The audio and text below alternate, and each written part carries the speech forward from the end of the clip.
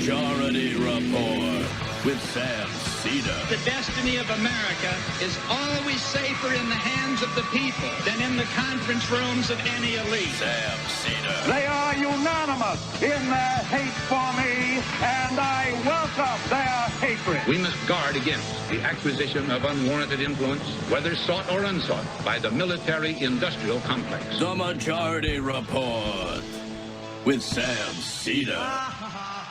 Ever get the feeling you've been cheated?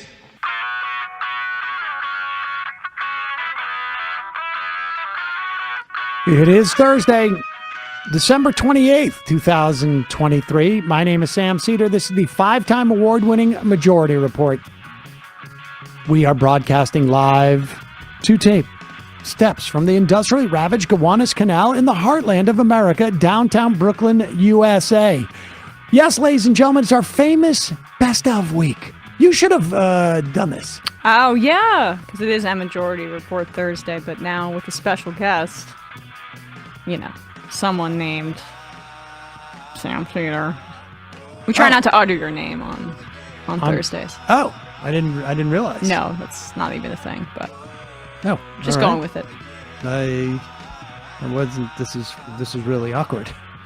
I'm not sure what we should You weren't do. supposed to be here, basically. Oh, gosh. Well, ladies and gentlemen, what's amazing about what's going on right now is that we aren't actually here. I'm not actually here. Oh, yeah. As you know, Emma, I was here weeks ago. Mm-hmm. And now, by the use of a portal through time and space, I'm here now, even though we recorded this some time ago. Incidentally, how will be your Christmas? I hope it was good. I hope so, too. I mean, I'm hoping so, too. There's going to be a lot of fun family discussions over Christmas. Many, many discussions. Many loud discussions, potentially. Did you go home?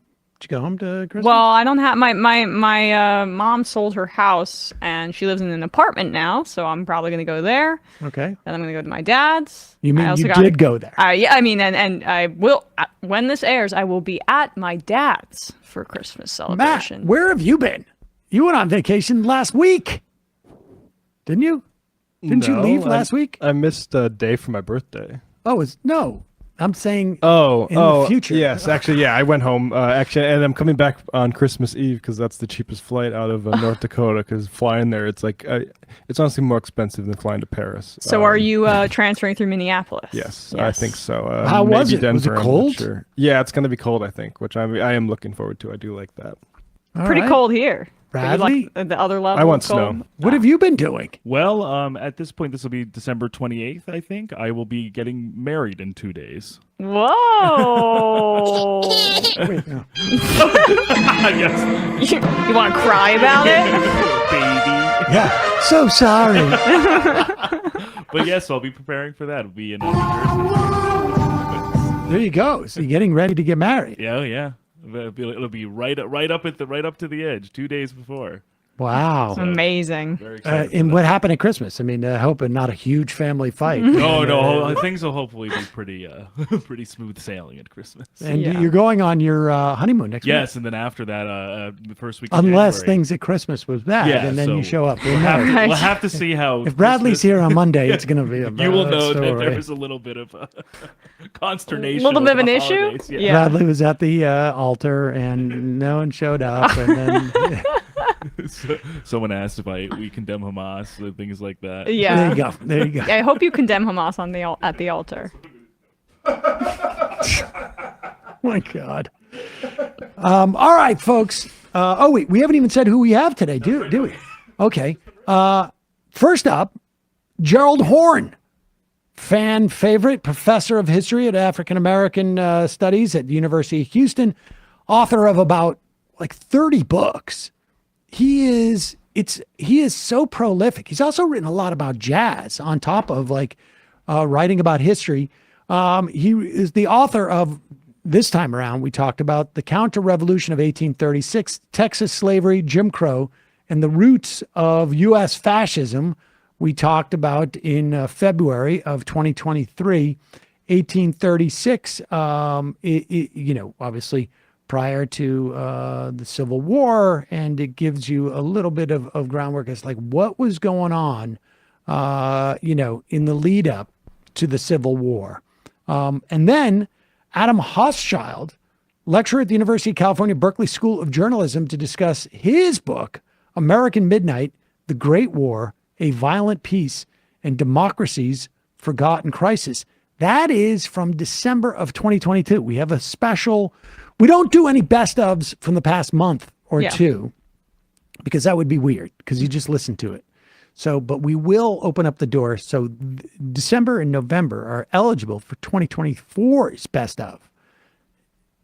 This has been, the Adam Hochschild interview was grandfathered in that rule. Correct. Yeah. So enjoy those two interviews. We'll be back tomorrow with more interviews. And then on New Year's, check it out. Hope you had a great Christmas, whether you celebrate or not. And we'll be back live in a couple of days, but we'll be here tomorrow with some great best of content.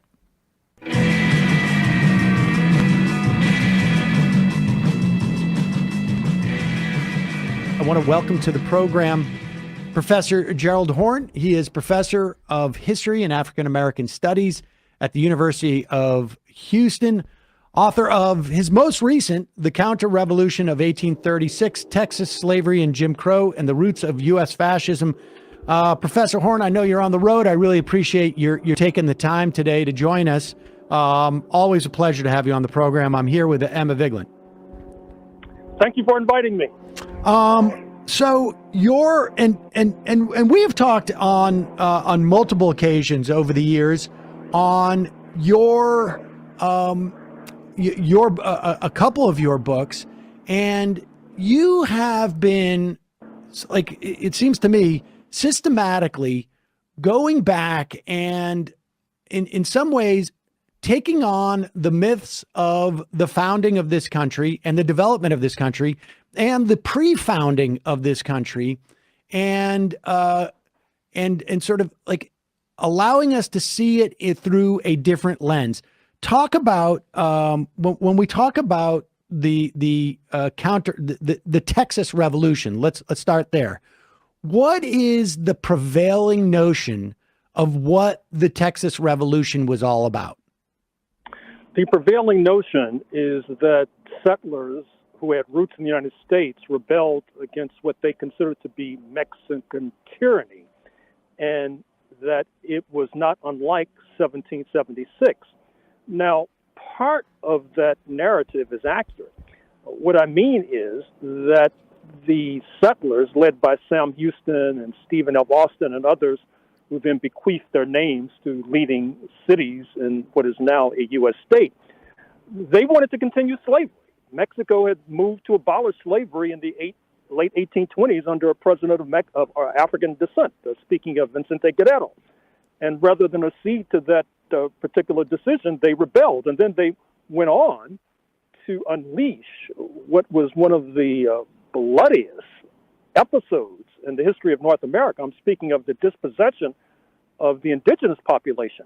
And I think it was so bloody because, to be fair, the settlers in Texas were facing one of the most formidable armed groups of indigenous. I'm speaking of the Comanches. And that was a very volatile, combustible combination, which ultimately led to the landscape being drenched in blood and with the settlers emerging triumphant. So, so to be clear, to getting back to sort of like the prevailing history for a moment, because if I hear you correctly, like half the story, we are broadly taught half the story, which is that they were rebelling against Mexican tyranny. It's just that the tyranny involved an ending of slavery and a curbing of the greater introduction of slavery from the perspective of the people in Texas. So, what was the tyranny without that component, which I think you make your case for in this book? without that component, what was the tyranny ostensibly about? Well, you need to understand that even though Mexico did not necessarily have a reputation for being pro-indigenous, like others, they were reluctant to expend blood and treasure in combating the indigenous so that settlers could be handed their land. And so part of the, quote, tyranny, unquote, was this idea that Mexico was seeking to restrain the settlers from further gobbling up indigenous land. And with regard to your opening statement, I should also say that one of the points that has driven my excavations is that I recall all too well what happened a few decades ago when the United States was instructing many people all around the world, not least in the Balkans, that you have to face your history, no matter how uncomfortable, no matter how distasteful. That's the only way to move forward. I say, physician, heal thyself. I think that the United States should face its own history in order to move forward. Well, frankly, I mean, that's my sense of you know, certainly the books that we have talked about on this program that you have written and more. And that's my sense of what your work has been about. I mean, that's what your work has been about largely. Well, that is to be sure. And I think, as I pointed out in an article recently, what happens with regard to historians, I understand why this takes place, is that they study systematically over decades a segment of the story. For example, they'll specialize on 1850 to 1865 or 1750 to 1790. But as I pointed out in this essay that actually appeared in The Nation, the New York-based weekly, what happens is that it reminds me of the jury in the case of black motorist Rodney King. You may recall what happened to him. He was captured on camera being pummeled and beaten by officers of the law. And what happens is that wily defense lawyers for the officers of the law, they show the jury disconnected snippets and segments of the tape. And that tends to disorient the jury because they say, do you see any offense there? Do you see any offense here? And I think that's what happens with the history of the United States, is that many historians, they focus on what they consider to be an uplifting story. For example, the revolt against British rule in 1776. But then they don't do a follow-up with regard to what unfolds after that. For example, the further movement west, the dispossession of the indigenous, the further growth of enslavement, despite Governor DeSantis saying that the United States was the first abolitionist project, for example. Well, I mean, that's the point there, right? Is like, you know, ostensibly like that if you look at just that moment, it is about emancipation and freedom for people. But then you start to that story doesn't hold up as much when you see what those people go on to do. I mean, and I think, you know, folks could look at at your book even just at the chapter headings. We're talking about the Texas Revolution, which takes place in 1836, and that really you stay in the 1830s in your book for 3, I'd say, out of the 23 chapters. And so what is it in and you refer to the Texas Revolution, and we should be clear, this is when Texas, gains its independence from Mexico, or attempts to. That it's a counter-revolution. Will you talk to us about that concept? Because I know this is also a concept that you applied to 1776 as well, as you know, and we've alluded to it just a little bit as to what the evidence is for that. But talk to us as to what constitutes a counter-revolution. Well, hopefully a revolution involves progress, at least for the majority.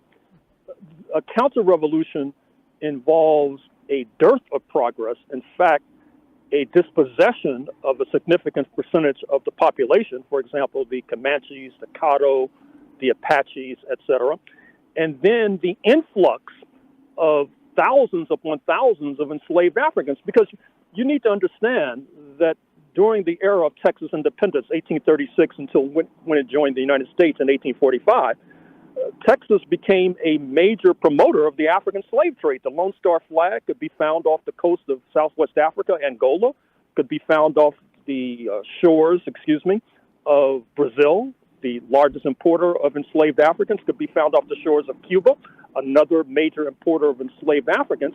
And so, as a black person myself, it's difficult for me to see this secession from Mexico as a step forward when it led directly to the further enslavement of Africans. And then it bears an eerie resemblance to 1861. And generally speaking, there is a consensus today that 1861, that is to say the secession of Dixie from the United States, because Dixie wanted to perpetuate slavery forevermore, was not a revolution. It was not a step forward for humanity. And if you can understand 1861, you ought to be able to understand 1836. And if you understand both, then you get insight into, for example, Senator Ted Cruz of Texas, for example, insight into Governor Greg Abbott of Texas, for example. You get insight into the violence that continues to mark the landscape of Texas, speaking of mass shootings in Uvalde and El Paso most recently. So once again, I think that in order to move forward, we have to understand how we got to this point, and happy talk about the glories of Sam Houston and Stephen F. Austin just won't cut it. But 1776 as well, if you don't mind expanding on that point of that being counter-revolutionary as well, because that flies in the face, I think, of a lot of American mythology, right? What was 1776 designed to do, particularly as it relates to abolition? Well, first of all, you have to understand history. That is to say, there is a gathering opinion amongst historians that what drove 1776 was, A, the fact that London was reluctant to continue expending blood and treasure per the so-called Royal Proclamation of 1763 in fighting the Native Americans and turning over their land to land speculators like George Washington.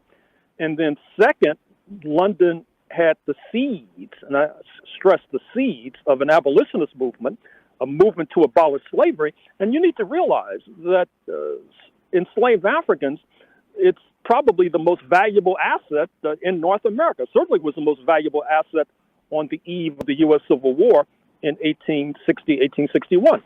And so you have a number of historians who are pointing to land and labor as helping to drive 1776. And this is not just myself. I hope I'm not embarrassing him, but Robert Parkinson of SUNY Binghamton, State University of New York in Binghamton, for example, has written a book much longer than mine that goes into some detail about this, as well as the younger scholar, Nicholas Farrell Bloom, an assistant professor at the University of Rochester. So this is how history works. Revelations emerge from digging deeper into records. And in my case, the revelation emerges because I was trying to understand not only the Donald Trump phenomenon and how you can reconcile that with the so-called glorious republic that had been established reputedly, and also I was trying to understand the backlash against Mr. Obama, many of whose policies I did not support. But the fact that he probably received more assassination threats than any other modern U.S. president certainly captured my attention. All right, let's talk about those elements. And so, you know, if people think about this in terms of like, and I think one of the things that your work, frankly, has helped me understand is, you know, history is like looking at the almost like the trails, they're not chemtrails, of an air of a jet going across the sky. Like you could take one segment, you're not going to get an idea of where that plane has been or where it's going. But the knowledge of where it's been and where it's going, the direction it takes after any given sort of like segment of that trail, gives you a much better understanding of who might be on the plane, where the plane's going, where it's been, et cetera, et cetera. So talk about some of the key elements that were there in the lead up to the Texas Revolution, and then we'll talk about some of those key moments following it that make this case that it was a counter-revolution and that it was the struggle, the impulse for independence from Mexico was at least in the leadership of Texas about getting slaves and expanding slaves and presumably territory and making money. Well, another epical event that's taking place congruent with the unrest among settlers in Texas is the fact that the U.S. president at that moment, Andrew Jackson, was expelling the indigenous population from the southeast quadrant of North America, speaking mostly of Georgia. I'm speaking of the Cherokees. I'm speaking of the Trail of Tears. I'm also speaking of the Choctaw, the Chickasaw, etc. And what happens there is that they're told that what is now Oklahoma would be Indian territory, a sort of Bantustan. That is to say, the land of the Indians forevermore, as long as the river shall flow and the grass shall grow. But what happens is, if you look more carefully at the history, is that Washington at that point was quite concerned with the growth of Texas. Texas saw itself as a challenger to Washington. And I think that's one of the reasons why you need to take this loose talk about another Texas secession of the 21st century quite seriously. I think that one of the reasons why Texas seceded in its secession from Mexico was not least because it received assistance from France, which France had designs all of its own on North America and recognized that it had made a bad deal when it sold what was called the Louisiana Territory to the Jefferson administration earlier in the century, fundamentally for a song, fundamentally for pennies on the dollar. And so when Jackson places a Native American entity on the northern border of Texas, he's seeking to occupy the settlers in Texas. He's seeking to prevent their further expansion. But alas, that does not work, because what happens subsequently is that Texas is forced to join the Union because it can't stand up to the pressure from the Native Americans, from rebellious Africans, from Mexico, which is welcoming rebellious Africans as they walk across the border into Mexico, leading to major capital loss, not to mention taking the pressure from abolitionist London. But before that event of 1845, you saw Texas in competition with the United States to further denude Mexico by seizing California, which the United States proceeds to do with the war against Mexico in 1846 to 1848. So was there, I mean, what was the motivation of Washington at that time?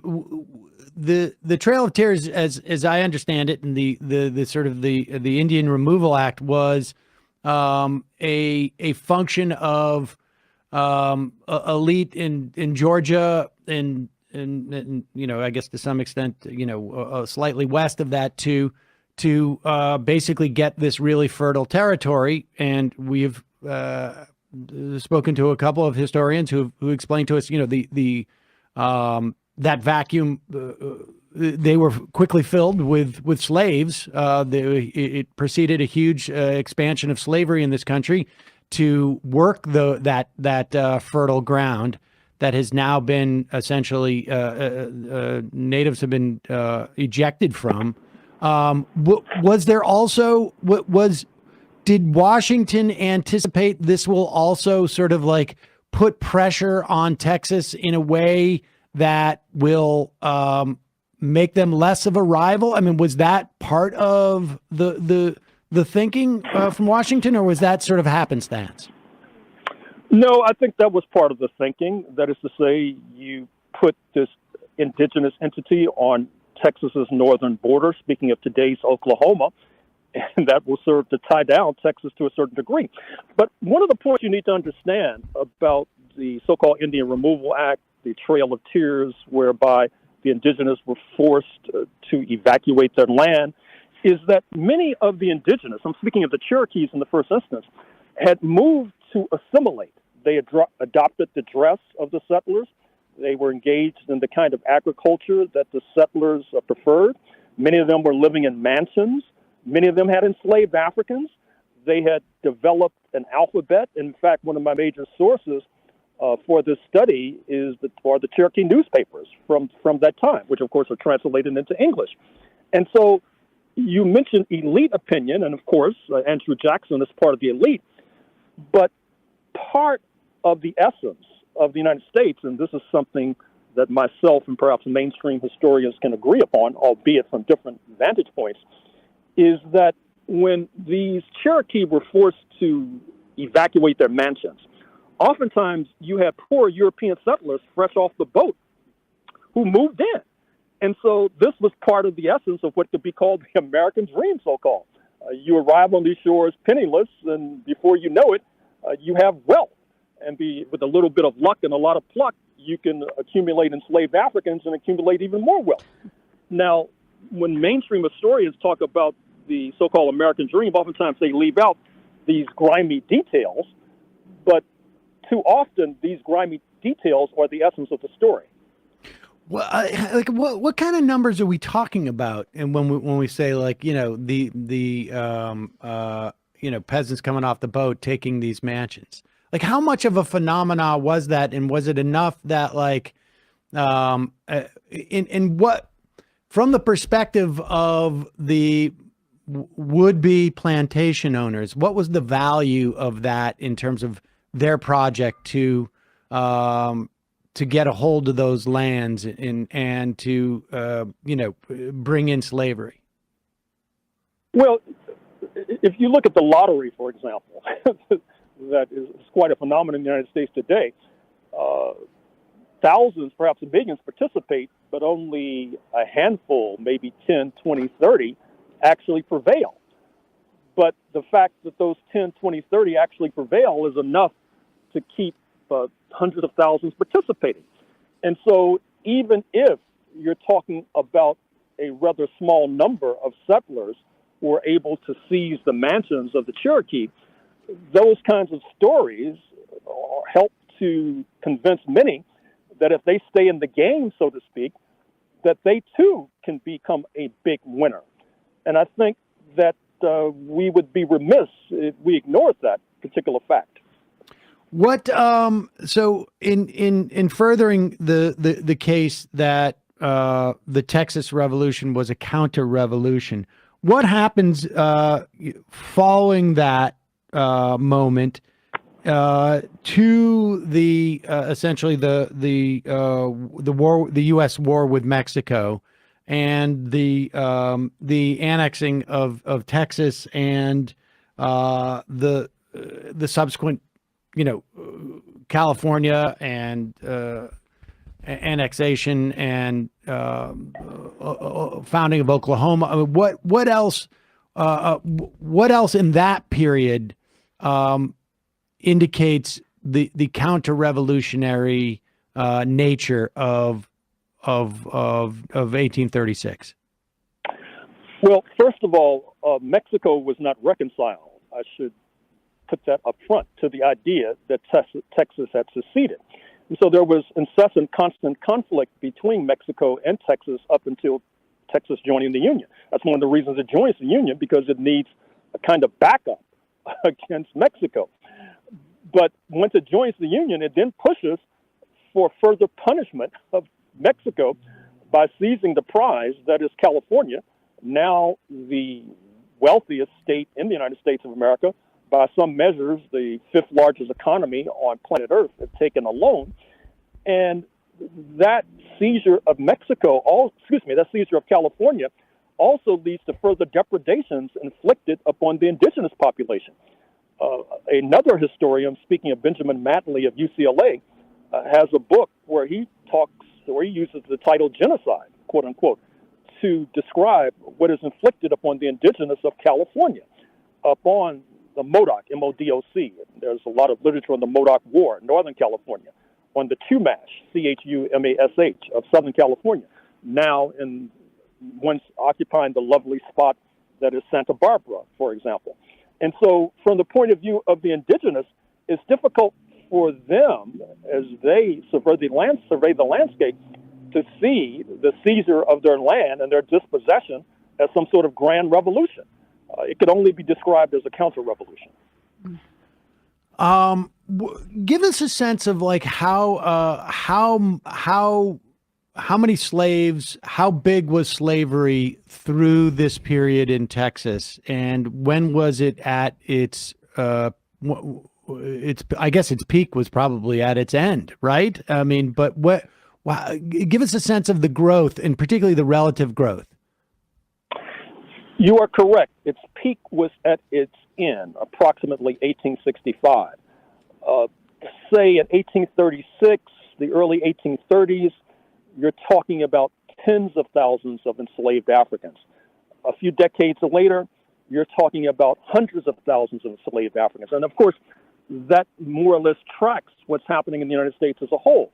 That is to say, in the late 18th century, as the United States is getting launched, you're talking about hundreds of thousands of enslaved Africans. By 1860, 1861, you're talking about millions, approximately 4 million, the most valuable asset and the most valuable property in this land.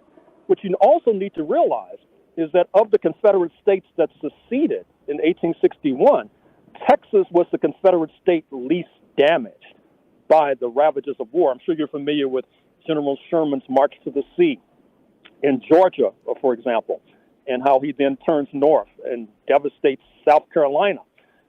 That is part of a pattern in Dixie. And so what happens is that as the slave owners see that slavery is coming to its end, many of them began to migrate en masse with their enslaved property in tow to Texas, because Texas had this idea that even with the surrender of General Lee in Appomattox in April 1865 and the murder of Abraham Lincoln, that somehow they could continue slavery because France, that nation I mentioned a moment or two ago, had seized the opportunity to take over Mexico as the United States' attention was occupied by internal conflict.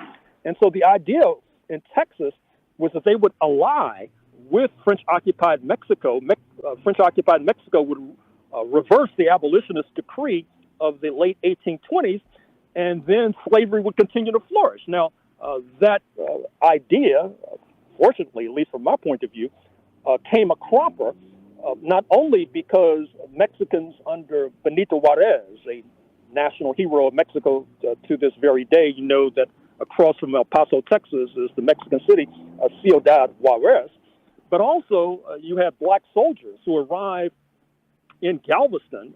I'm sure you know the story of Juneteenth, but oftentimes what's left out of that story is that these black soldiers are arriving in Galveston in order to execute a pincer's maneuver in league with Benito Juarez and his forces against French-occupied Mexico, and that leads to the ouster of the French puppet Maximilian, and it also leads, fortunately, to the extinction of this dream of continuing slavery through an alliance between independent Texas and independent French-occupied Mexico. In fact, you've been on this program talking to us about Juneteenth. I guess it was a couple of years ago.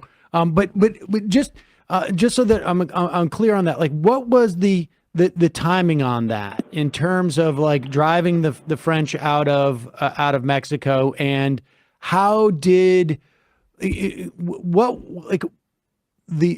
the extent that there was a fantasy or a dream in Texas that they were going to be able to sort of, I guess, secede from the U.S., or at the very least be outside of their reach when it comes to slavery in some fashion. Like, who was driving that? How long did that last? And then what happened after that?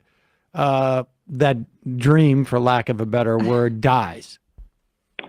Well, first of all, the Emancipation Proclamation, January 1st, 1863, inked by Abraham Lincoln, did not necessarily apply to land that was not under Lincoln's jurisdiction. That is to say, Texas. It had seceded. It had joined another country, speaking of the Confederate States of America. So what happens is that by June 1865, or Juneteenth, you have these men in blue, the U.S. Army, arriving not necessarily to tell the enslaved, you know what, you people are free and have been since 1863 with the Emancipation Proclamation. They're really coming to enforce the Emancipation Proclamation decree. It would be as if Congress passed a decree saying that slavery in Northwest Africa and Mauritania was null and void. Well, that would not be meaningful unless they put boots on the ground, I guess, to enforce that particular decree. And so that's what was happening with Juneteenth. What happens, as I referenced a moment or two ago, that combined pressure from Mexico to the south and the Union Army to the north then put so much pressure on the French puppet in Mexico City, Maximilian, that he is driven out of office by 1867. And interestingly enough, he is executed on June 19th, 1867. And as I tell the story, that second Juneteenth, in some ways, was more important to the abolition of slavery finally than the better-known Juneteenth, June 19th, 1865. Interesting. And then, so what is then in the wake of that, and particularly of Maximilian's execution, what happens in Texas that further, I guess, illustrates the impetus behind the Texas Revolution or counter-revolution? Well, this brings me to one of the sorriest chapters, I'm afraid to say, in Black American history, because what happens, as you know, is that with June 19th, 1865, at least for a good deal of the United States, the Africans are free.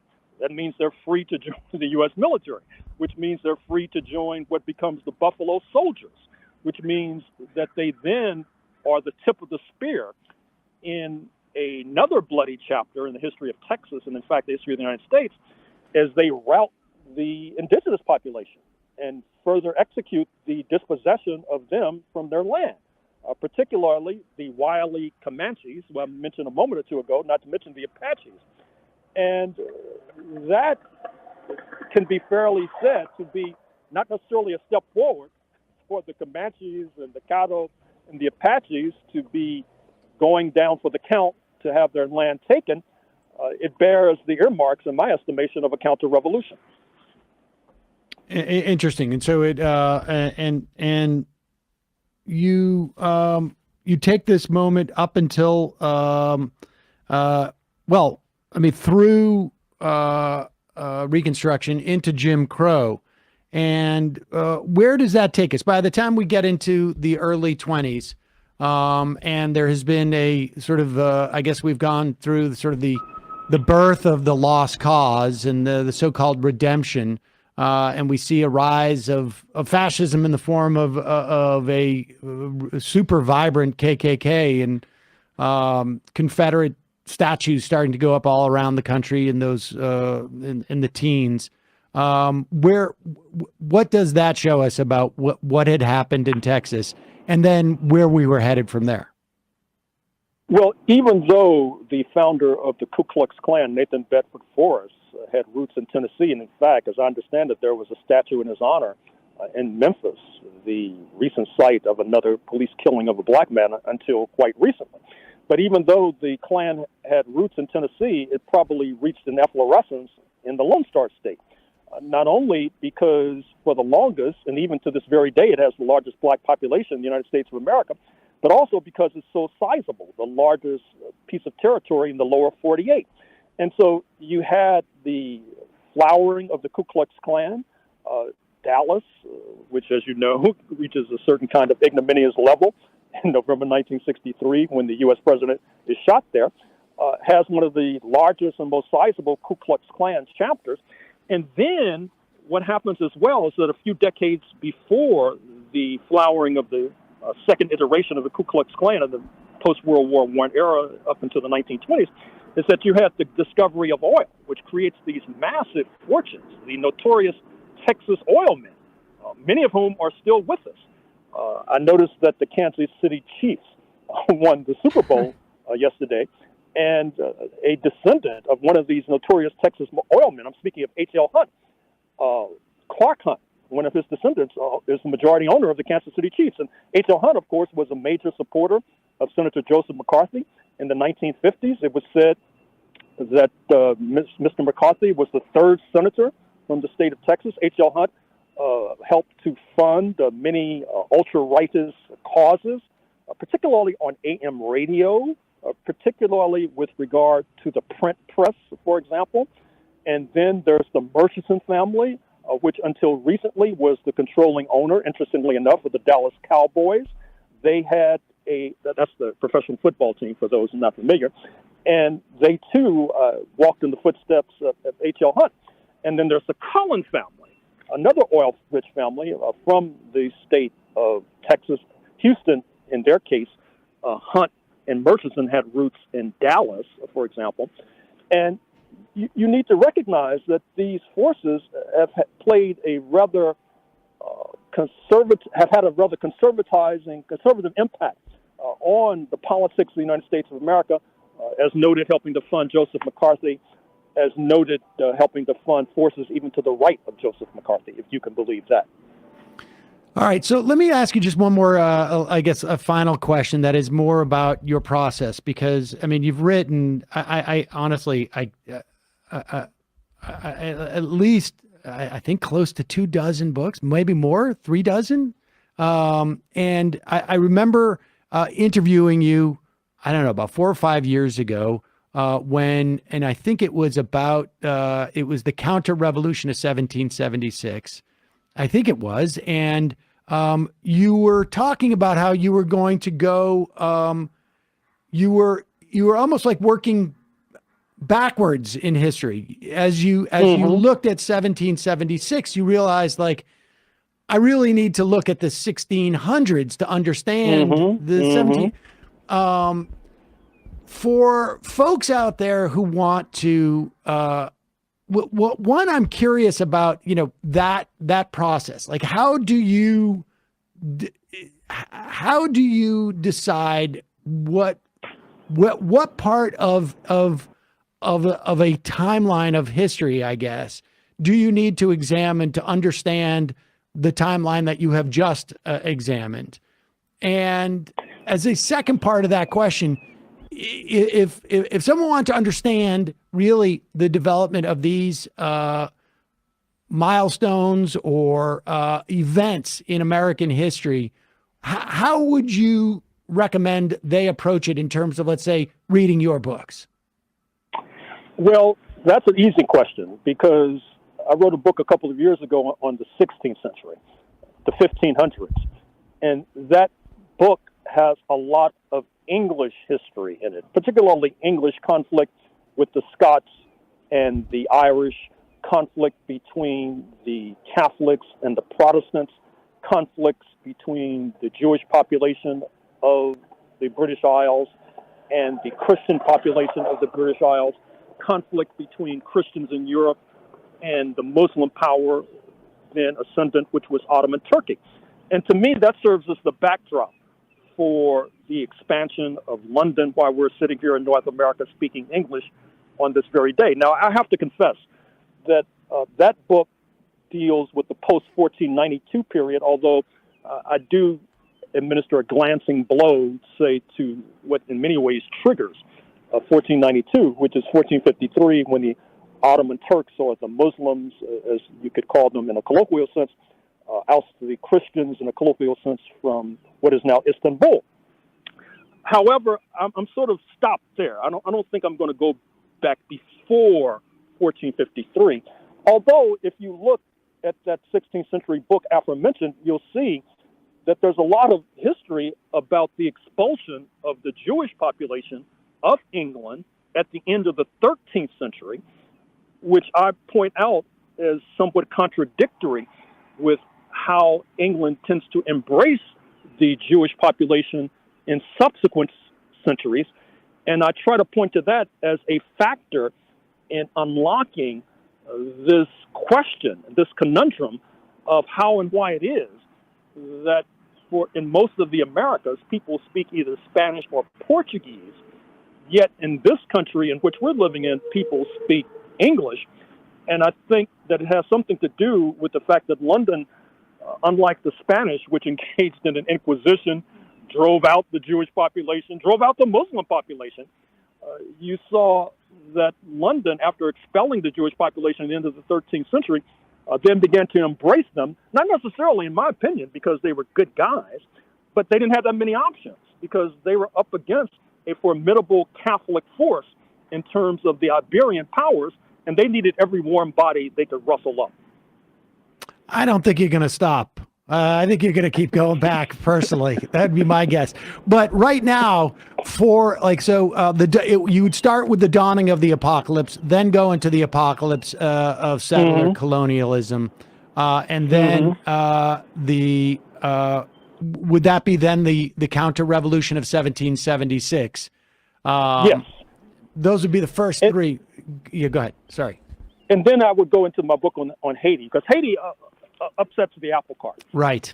When you have the enslaved revolt and toss out the enslavers, and in fact try to liquidate a goodly number of the enslavers, that has shockwaves throughout the hemisphere and leads directly to the growth of an abolitionist movement, which ultimately reaches London in full force, leading London to abolish slavery by the 1830s and then put pressure on the United States accordingly to do the same thing.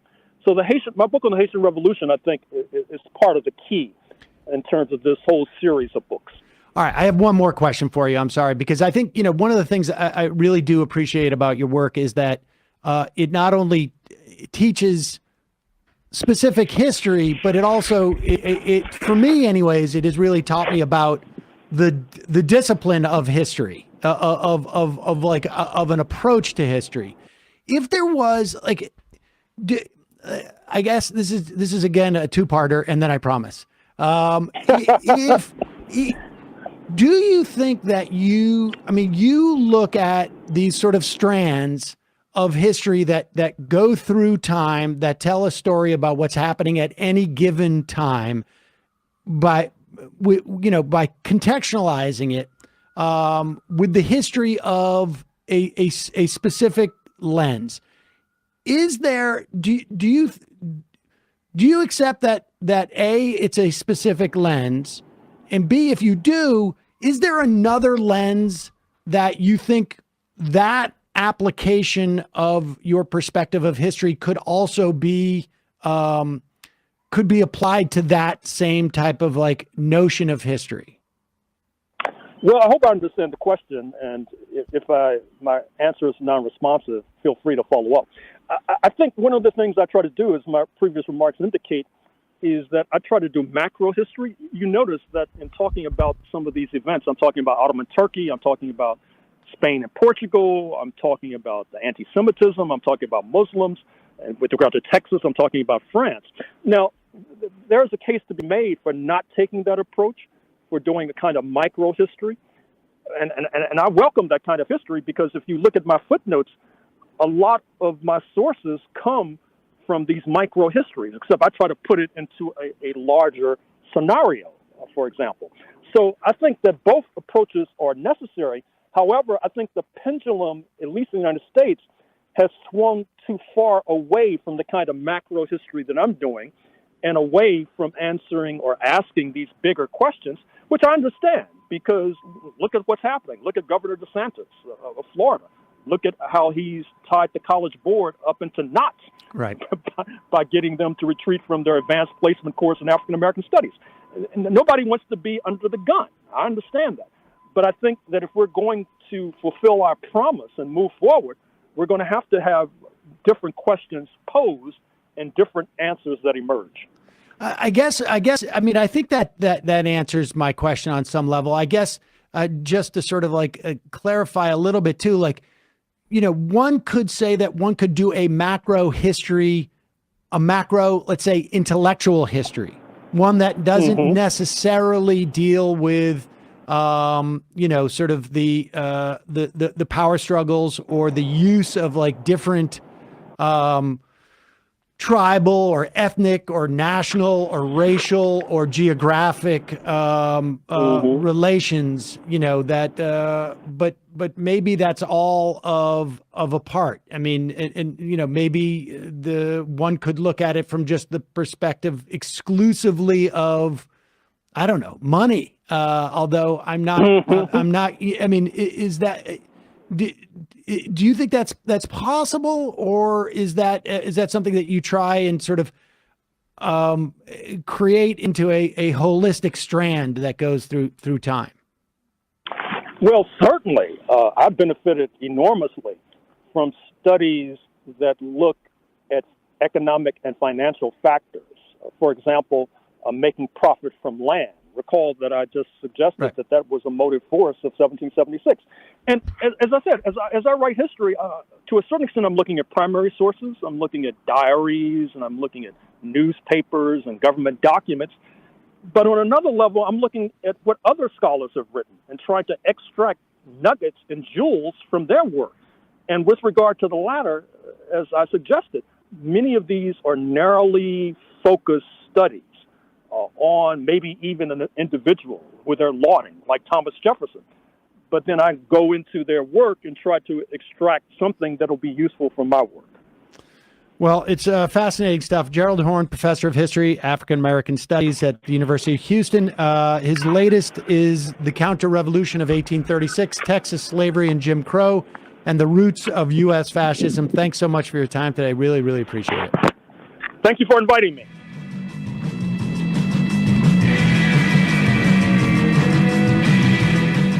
It's a pleasure to welcome to the program Adam Hochschild. He is the lecturer at University of California, Berkeley School of Journalism, and author of his latest book, American Midnight, The Great War, A Violent Peace, and Democracy's Forgotten Crisis. Adam, welcome to the program. Thank you, Sam. Good to be with you. So this is a fascinating era of, I was just saying to Emma at the beginning of the show, like one of my favorite periods is Reconstruction and sort of post-Reconstruction. And this may be my second favorite era of American history because, well, like you say, it's arguably, I mean, I guess it's right in the title, American Midnight. It's arguably one of the darkest periods of our history. Let's just give us a sense of what was happening just in the years prior to this, because you started up in 1917. Give us a sense of like maybe the decade prior. Yeah. Well, there's a difference between the myth, what we were taught in high school American history class, and what things really were like. We were taught that this was a peaceful, ever more prosperous country. It had become the largest economy in the world. It was functioning quite smoothly. Then World War I began. All those backward nations of the old world started tearing each other apart. And finally, reluctantly, the United States joined the war in 1917. And those doughboys in their broad-brimmed hats went to Europe, won the war, came home, went to ticker tape parades, welcoming them home. And then you turn the page in the textbook and the 1920s begin, and it's prohibition, speakeasies, Babe Ruth. But in fact, the United States was not a very peaceful country before 1917. There were several different types of violence that were quite extreme. Each year, dozens of people were killed in labor struggles. 1913, 1914 alone, more than 70 people, including women and children, were killed by company detectives and National Guardsmen in a miners' strike in Colorado. There was tremendous hostility and violence between nativists and immigrants, and there were ongoing struggles between Black and white Americans. Black Americans were trying to get out of the South, an area where there was often more than one lynching a week. They were moving north in the Great Migration into northern cities where people often didn't want them there, and there was a lot of violence on that score. And then when the First World War began, or rather when the U.S. entered the First World War in April 1917, it was like pouring gasoline on three sets of flames, because suddenly that worker on strike could be accused of impeding the war effort and punished even more severely. The person speaking a foreign language on a street corner might not just be an undesirable immigrant, but a German spy or after November 1917, a Russian spy, because the Russian Revolution set off a new wave of paranoia in the United States, with people afraid that that revolution might spread here. And so there began in 1917 this extraordinary period of repression where we saw vigilante violence, political imprisonment, and press censorship on a scale like this country has never seen. And really, in some respects, never seen since. But I mean, to some extent, I mean, I guess maybe like internment camps and World War II is somewhere in that neighborhood as well. But before we get to that, and this is when we had the advent of the Espionage Act and the Sedition Act, which have made a comeback over the past couple of a decade or two. But give me your sense of just having with that metaphor out there of pouring the gasoline on these different fires. What was the impetus for Wilson to get into the war, and how much was what was happening domestically?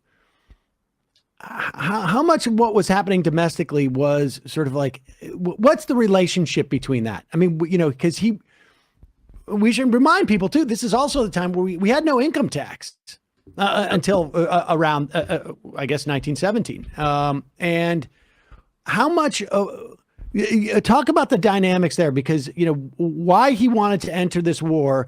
You made the point in the book that I think our army at that time our military was the size of was it Portugal's? That's right. And so we weren't a military power, but there was some semblance of like, this is our way, this is our ticket to become one. I think you've hit something there with the idea of the ticket. Wilson was a very ambitious man, paradoxical man, and I think he, from the beginning, felt that the United States, in some way or other, had to make use of this enormous crisis. This was the largest war the world had ever seen, that began in 1914. It would unfortunately be surpassed several decades later, but at that point, history had never seen something so murderous. And he felt like the United States had a sacred mission. At first, he thought to stop the war and somehow impose a peace. Then he came to feel, when he saw that the war was completely deadlocked, late 1916, early 1917, that it was time for the United States to enter the war, because we couldn't put our stamp on the world unless we had helped end this war. From the beginning, it really was a myth that the U.S. was neutral, because we were selling huge amounts of arms and munitions and industrial supplies to the Allies, principally Britain and France, but also Russia and Italy, who were on the Allied side. Huge amounts. Bullets, machine guns, parts that would be assembled into submarines and destroyers, artillery pieces, all kinds of stuff. 40% of the British military budget was being spent in the United States. So the U.S. was not really neutral. Theoretically, American business was equally free to sell to Germany and Austria-Hungary, but they couldn't do it because those countries were completely surrounded by a very tight naval blockade. By 2.5 years into the war, Wilson and his people realized this war was a stalemate. Unless the U.S. joined in, neither side was going to win. And if the Allies didn't win, Americans who'd bought British and French and Russian war bonds would never get paid back. And of course, those who bought Imperial Russian war bonds never were paid back. Plus, Britain and France were running out of money with which to buy all those military supplies here. And unless the U.S. officially joined them, it would be very hard to have government-to-government credits allowing them to buy those arms. So that's what brought the U.S. into the war.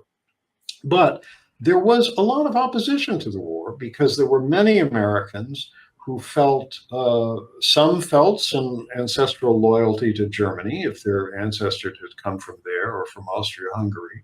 But there were also many Americans, largely but not entirely on the political left, who felt this was a conflict that was tearing the world apart and there was no good reason for the United States to join it. And so there was a lot of opposition to the war. And I think that's what led to these extremely repressive measures, which we've largely forgotten about, that the Wilson administration imposed here. So you can go on, Sam. Oh well, I was going to say let's go into those, because in 1917, as soon as we essentially enter into this war, Wilson and Congress passes. First, it was the Espionage Act, and then it was the Sedition Act within like less than a year. I mean, we just saw actually somebody got convicted for sedition in the attack on the Capitol, the leader of the Oath Keepers.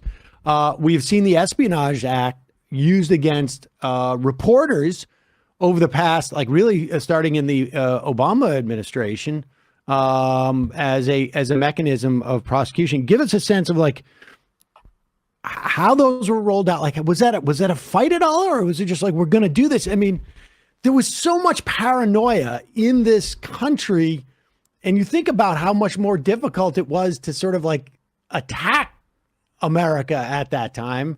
But there was a lot of paranoia. There was a lot of paranoia, and there was a lot of opposition to going to war. Wilson went before Congress April 2nd, 1917, and asked it to declare full-scale war on Germany and its ally, Austria-Hungary. And there were 6 United States senators who voted against going to war, and 50 members of the House of Representatives. So both Republicans and Democrats. So there was considerable opposition to the war. Some weeks later, Wilson pushed the Espionage Act through Congress. The Sedition Act, which came the following year, was basically a set of amendments strengthening the Espionage Act.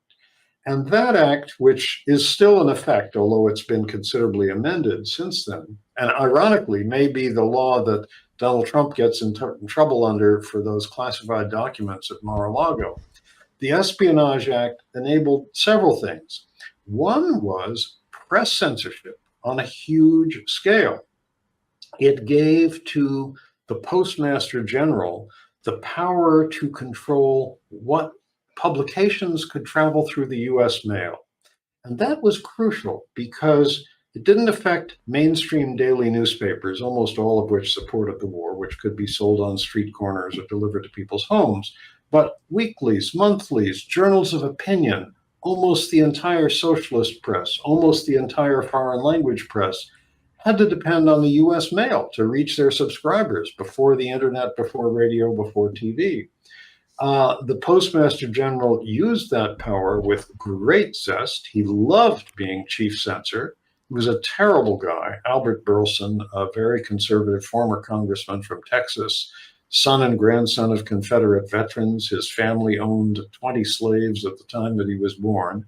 He, in effect, shut down 75 newspapers and magazines by refusing to allow them through the U.S. mail. He shut down the best magazine in the country, a literary monthly in New York called The Masses, which published John Reed, Walter Lippmann, Edna St. Vincent Millay, all sorts of great writers. It infuriated him because of some of its contents, one of the things he reportedly objected to was a cartoon that showed the Liberty Bell crumbling. Ironically, this whole press censorship operation, shutting down dissident opinion, something Donald Trump would have loved to do but wasn't able to do, was carried out from post office headquarters, the building that 100 years later became the Trump International Hotel. Another thing enabled under the Espionage Act was putting people in jail for speaking out against the war. During those 4 years, 1917 to 21, there were roughly 1,000 Americans sent to prison for a year or more, and a far larger number for shorter periods of time, solely for things that they wrote or said. Including Eugene Debs. But I want to get to Debs in a minute. But what was there any type of like pushback in terms of the courts? I mean, this is a very conservative court in 1917. This is the same court that has basically allowed for Jim Crow laws and for disenfranchisement of in particular of African American voters. Was there any attempt to push back on this, on a constitutional basis, or was it just everybody was all in? Well, we think we've got a conservative Supreme Court now, but the one in 1917 was really conservative. There was just in defense of this court, give them time. It's only been a couple of years. Yeah, well, we not even meet again behind bars somewhere. But in 1919, remember this is after the war ended, Espionage Act still in effect. A test case came before the court, the Schenck case, based on the distribution of some leaflets in Philadelphia by activists who were opposing the draft. And their lawyers hoped that the court would find the Espionage Act unconstitutional. To their horror, the court unanimously found the Espionage Act constitutional, and that opinion was written by the justice in whom the lawyers had placed the most hope, Oliver Wendell Holmes, Jr. But then something interesting happened. Holmes was large enough to change his mind. Later that same year, another case testing the constitutionality of the Espionage Act came before the court, late 1917, the Abrams case, again involving distribution of leaflets, which were actually tossed out the window of a factory in New York City, fell on the street below, protesting the administration sending troops to support the anti-Bolsheviks in the Russian Civil War. By this point, Holmes had changed his mind. He told his fellow justices, I'm going to dissent and feel that the Espionage Act is not constitutional. They were horrified. And in an unprecedented action, 3 justices came to see Holmes in his house to try to talk him out of this. They talked to him in his study. They said, we should all stay behind our country in this hour of need. You were a soldier in the Civil War, which he was. He was a Union officer who was wounded. His sword was hanging on the wall above them. And we know what they said because Holmes's law clerk was listening in through a half-open door from the next room. But Holmes said, no, I'm going to dissent here. And Justice Louis Brandeis joined him in that dissent. And Supreme Court dissents don't make law, but their dissent in this case, talking about the importance of a free marketplace in ideas, has been, according to one of Holmes' biographers, the most frequently quoted Supreme Court dissent in American history. What was it what inspired that change?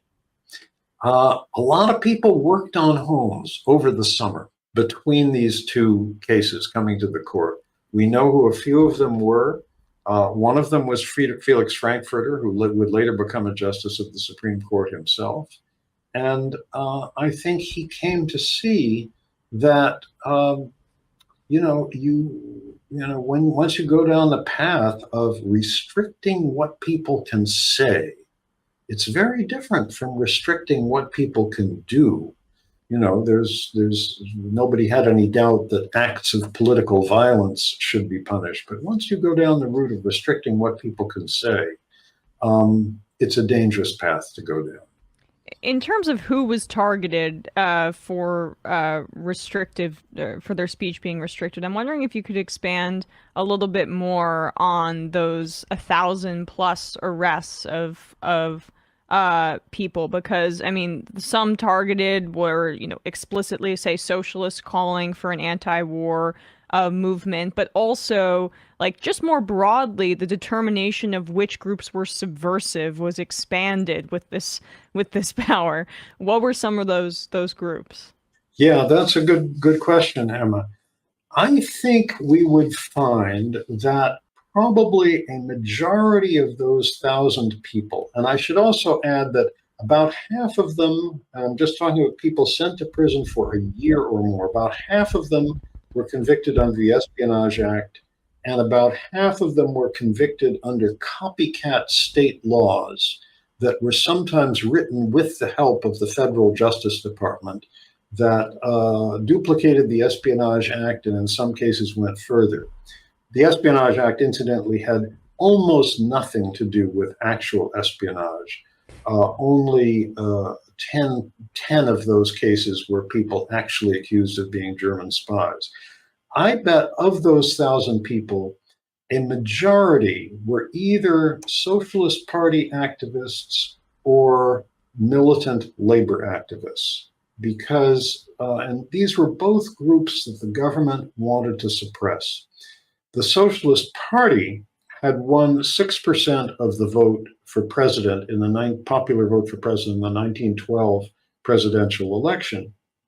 And by 1917, Wilson was very afraid of them because the socialists made big gains in municipal elections that fall. And he knew that if the following year, 1918, they did similarly well in the midterm elections, there could be half a dozen or a dozen socialist members of the House of Representatives, which Wilson's Democrats held only by a very tiny, tiny majority. And the last thing he wanted was to have an anti-war party have the balance of power in the House. So he went about imprisoning socialists, enough of them before long so that had they all been in the same prison, they could have had a good-sized party Congress behind bars.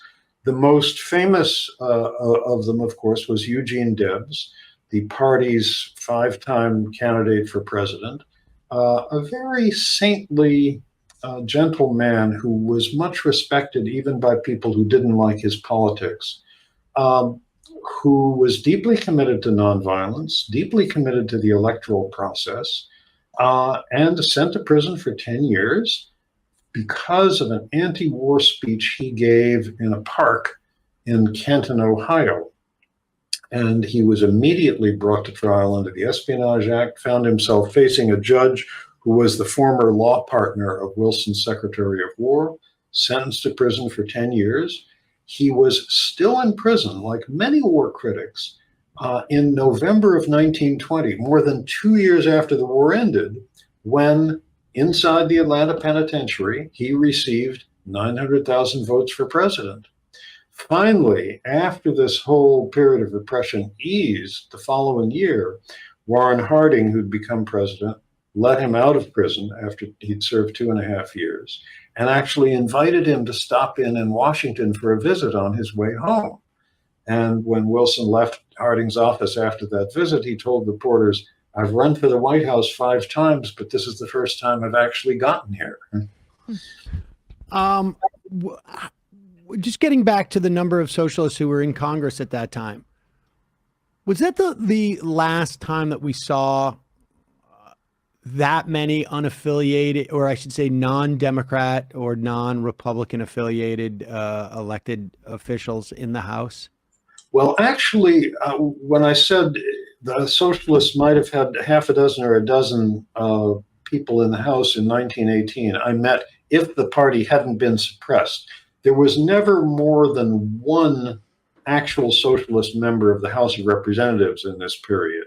One guy from Wisconsin, later on one guy from New York, then the guy from Wisconsin came back, never more than one at a time, although there were more than 1,000 socialists elected to state and municipal offices around the country in this era. There was something like 23 socialist mayors, I guess, at that time. Yes. Yeah, there were socialist mayors of immensely varied cities, Milwaukee, Pasadena, Schenectady.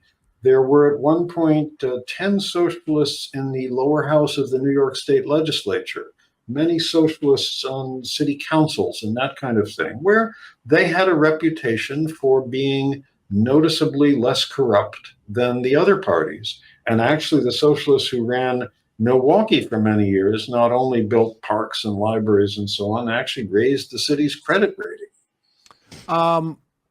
How devastating was that era to the Socialist Party? I mean, coming out, could you see a measurable difference after all these arrests, that level of intimidation, Eugene Debs is in prison for, a number of years. Like you say, Harding lets him out earlier. But how devastating was it to like building both in terms of like building the infrastructure of the Socialist Party, but also in terms of changing the mindset of the American public towards socialists at that time? I think it was immensely damaging to the party.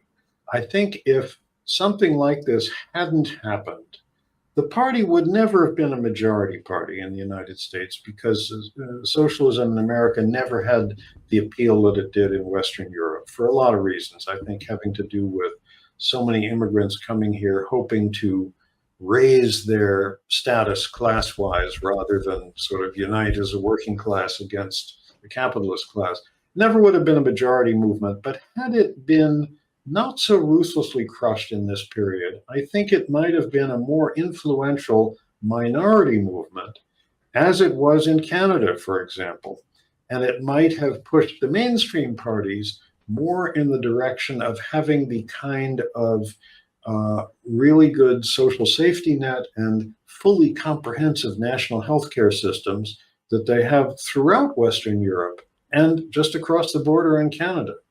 The other thing I think that was seriously damaged in this period was the labor movement. The government deliberately crushed the most militant labor union, the Wobblies, as they were known, the Industrial Workers of the World, threw hundreds of its leaders in jail. That organization was crushed. And even the American Federation of Labor, which was very mainstream, had not opposed the war, lost 1 million members during this era of repression. How much did racism also inhibit, or how much did racism make the socialist movement and the labor movement, for that matter, more susceptible or weaker in light of what was happening? I mean, people forget too. This is right around the time where we have the peak membership of the KKK in this country, and like 6%, I think I've seen out of we're talking 6 million people out of 100 million at that time. How much did racism prevent the broad working class from developing a solidarity? I think it had a huge impact because many unions wouldn't allow Black members. The IWW, the Wobblies, were a sterling exception. And I think it's one of the things that made them appeal not just to its members, but to the middle class as well. They said everyone is welcome, native born and immigrant, Black and white, male and female. Several notable Wobbly organizers were women, actually. That was another reason the government wanted to crush them. The fact that labor unions, many mainstream labor unions, excluded Black members, handed industry a tactic which they used ruthlessly in this period, which was when there was a strike, they would hire Black strikebreakers to break it.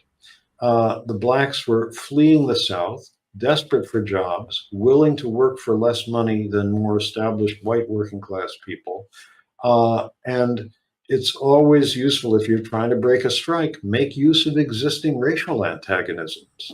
And employers did this ruthlessly, using Black strikebreakers and also trying to stir up animosity between different ethnic groups, because some of the immigrant groups didn't get along with each other very well. The Serbs and the Italians, for example, in Chicago. Let's talk about Mitchell Palmer. Because I feel like this is also an incredibly sort of lost era. And then it'll also give us an opportunity to talk about Louis Post. Well, Mitchell Palmer was Wilson's attorney general in the second part of the Wilson administration.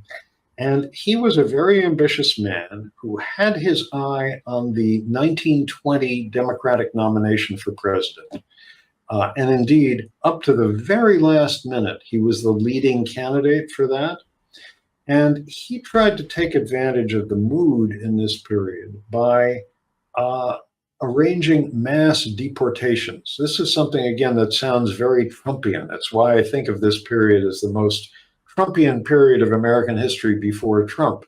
The leading candidates on both the Republican and Democratic sides were campaigning on platforms of mass deportations. Well, as Attorney General, Mitchell Palmer had the ability to arrest large numbers of people, which he did in the so-called Palmer raids, late 1919, early 1920. The government rounded up about 10,000 people, most, though not all of them, political radicals. And what Palmer was after was people who were not American citizens, because they were the ones he hoped to be deported. He hoped he could deport.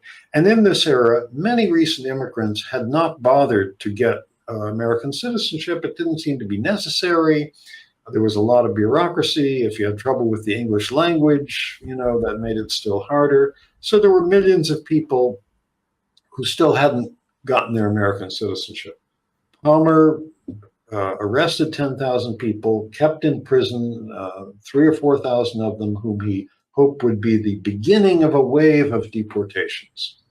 And this would be the foundation of his presidential campaign. On the other side, Republicans were talking about deportations, but he would be actually doing it. But there was a fascinating wrinkle that he was faced with, which was this. The Justice Department, which he ran, had the power to arrest and imprison people, but deportations had to be approved by the Immigration Bureau, which was an agency that fell under the Department of Labor. There had just been a change in that department. The Secretary of Labor was on sick leave. The second in command, a real Neanderthal who would have supported Palmer, had just resigned to run for Congress. And so the number 3 person in the Labor Department, a man named Louis F. Post, became acting Secretary of Labor. Post had been a progressive journalist before entering the Wilson administration. Like many people, he'd been attracted into the administration by Wilson's reputation as a reformer. He was not a radical, not a socialist or anarchist, but he believed that nobody should be kicked out of the United States because of their political opinions.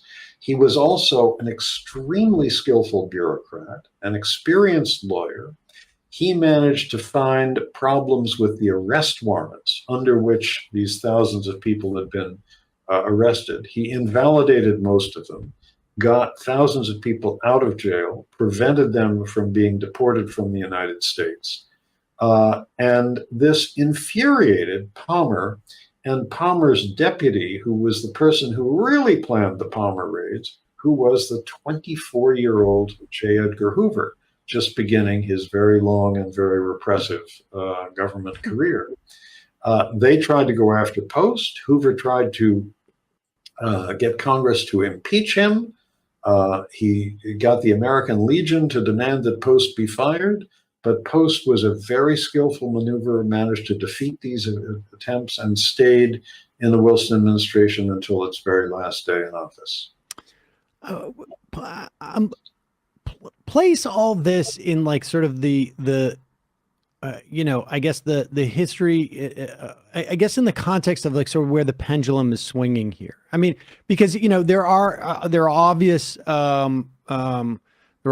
parallels to what's going on today as to what happened then, not the least of which I guess the pandemic, which we haven't even mentioned at that point, and which is those first 2 years of that war essentially also, a function of the pandemic, or I should say the pandemic is at play there. So there's obvious parallels. I see some obvious parallels too in terms of like Reconstruction era, because I see that everywhere. But what, how much is like, do we need, I don't mean need, but how much is it that for a actual shift to happen here? Wilson dies, or has a debilitating stroke, and is no longer sort of as relevant. But how much does something as catastrophic or as major as a war need to happen to change the trajectory? or is that happenstance? Or is it like the way that, are there things that are going on in the country that make the entrance into a war more likely, or a conflict, gets exacerbated because of what's happening domestically? Can you contextualize that for me? Does that make sense, what I'm asking? It does. I think that is the crucial question, because what faces us is the question is something like this likely to happen again? And what might kick it off? I think what kicked it off back then was several things. It was these two crises. The United States went to war, and it joined the largest war the world had ever seen up to that point. And there is something about going to war that brings out a certain craziness in people. And you could see it happen then. The strange thing was that the United States had not been attacked. There was nothing like the attack on Pearl Harbor 25 years later. There was nothing like the September 11th bombings in New York.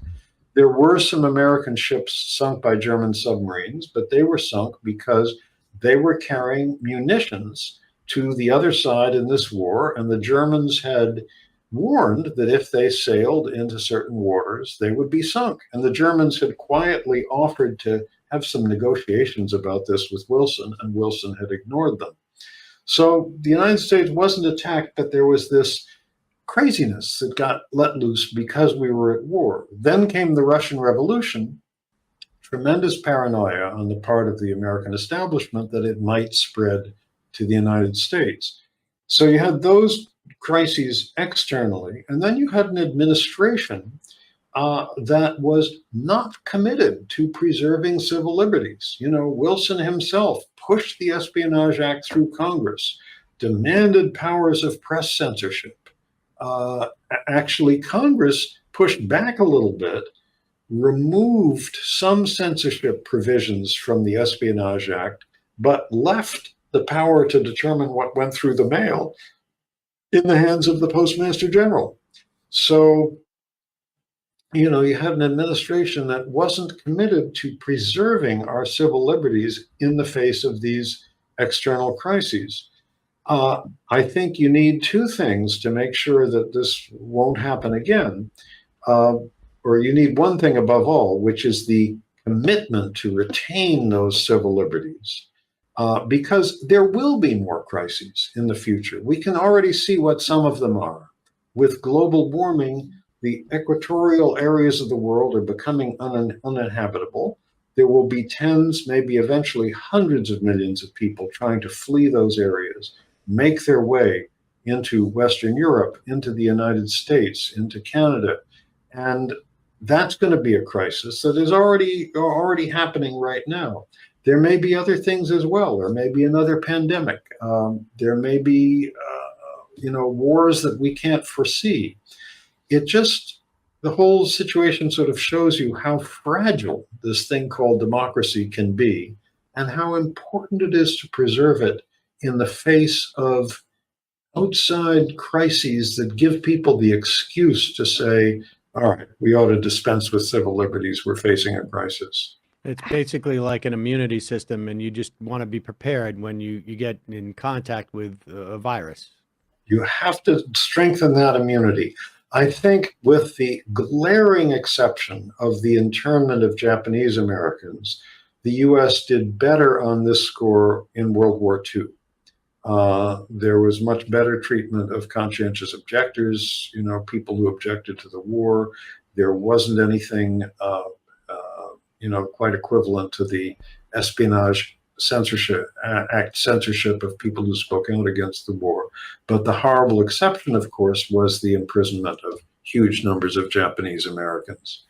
How did prohibition specifically and the expansion of the of policing power during that time period fit into the general lack of respect for or trampling on of civil liberties, if it did at all? Well, Prohibition came as this period really ended. Prohibition went into effect in 1920, as I recall. But the pressure for it had been building up to that point, and it got entangled with the fury of this period because a lot of the prominent beer brewers were German or of German descent. So people arguing for prohibition could say it's those nasty Germans who are trying to make us all drunk so that we can't fight this war. But prohibition didn't actually go into effect until the worst of this repression was over. Adam Hochschild, lecturer at the University of California, Berkeley School of Journalism, author of The American Midnight, The Great War of Violent Peace and Democracy's Forgotten Crisis. Really fascinating. Thanks so much for your time today. Really appreciate it. We'll put a link to that book at majority.fm. Great. Well, thank you, Sam, and thank you, Emma. It was a pleasure being with you. Thanks so much. Bye-bye. Take care. It might take all the strength I got to get to where I want, but I know somehow I'm gonna get there. I wasn't looking when I just got caught between the truth and the light bulb, but finding out won't make me feel any better. Yeah, I know the clock is ticking, but the meds are gonna kick in, and my pilot light shining bright. I guess somewhere the choice was made for the option where you don't get paid, for the road that bends before it finally breaks you. I guess somehow I lost my drive between the 101 and the 5. Do you know how far the detour takes you? Yeah, I know the clock is ticking, but the meds are gonna kick in, and my pilot light shining bright.